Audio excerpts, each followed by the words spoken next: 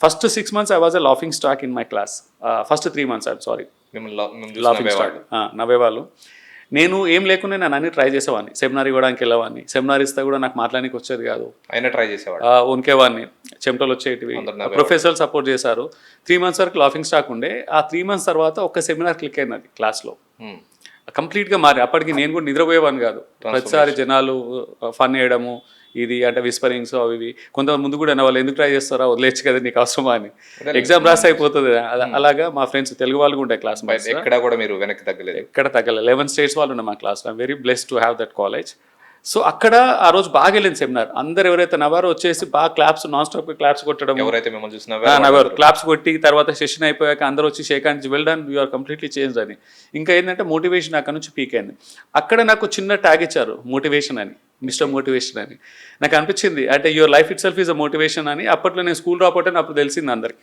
Okay, drop out అని ఎవరికి తెలియదు అప్పుడు తెలిసింది. క్లాప్స్ కొట్టాక actually his background is not regular. 8th తర్వాత MBA అయినా కానీ వాళ్ళ పర్సెప్షన్ కూడా మారింది, నా పర్ఫార్మెన్స్ కూడా ఇంప్రూవ్ అయింది. సో అక్కడ ఆ టర్నింగ్ పాయింట్ నుంచి ఇంకా నేను ఏంటంటే అక్కడ నుంచి మా ప్రొఫెసర్స్ కావచ్చు, డిపార్ట్మెంట్లో కావచ్చు, మా కాలేజ్ రిప్రజెంటేషన్ నేను చేసేవాడిని. కోయంబత్తూర్, బెంగళూరు, తమిళనాడు, చెన్నై బేస్ కదా, అన్ని సిటీస్లో college paper presentation, workshops, management workshops, ఎక్కడికి వెళ్ళినా పార్టిసిపేట్ చేసి ఏదో ఒక ప్రైజ్, ఫస్ట్ సెకండ్ థర్డ్ తీసుకొచ్చేవాడిని. It has become a name, Ganesh Ganesh Ganesh Ganesh అని. సో అక్కడ మోటివేషన్ అనే ముద్రపడింది. నేను 40s మోటివేషన్ స్పీకర్ అవ్వాలని ఉండే. ఓకే, సో అది ఒకటి బాగా స్ట్రాంగ్ ఉంది. అప్పుడే డిసైడ్ అయినాను, మిస్టర్ మోటివేషన్ అంటే life is inspiring, why don't you share with others, నీతో మాట్లాడితే కొంచెం పాజిటివ్ వైబ్స్ వస్తాయని ఫ్రెండ్స్ అనేవాళ్ళు. అది అయినాక నాకేంటంటే నేను కార్పొరేట్ కెరీర్లో ఎంటర్ అయినాను. ఫస్ట్ జాబే వండర్ఫుల్ జాబ్ MNCలో. తర్వాత ఓవర్సీస్ ఒక 14-15 years ఓవర్సీస్లో జాబ్ చేశాను. 11 countries I worked in different company. ఎక్కడికి వెళ్ళినా నాకు ఫుల్ఫిల్మెంట్ ఉండేది కాదు, సాటిస్ఫాక్షన్ ఉండేది కాదు. ఇంకేదో చేయాలి అంటే నాకు ఇంక్రిమెంట్స్ కాదు, ప్రమోషన్స్ వచ్చేవి, శాలరీ ఇంక్రిమెంట్స్ ఎక్కువ ఉండేవి. అయినా కానీ వెళ్తితనం, ఏదో చేయాలని.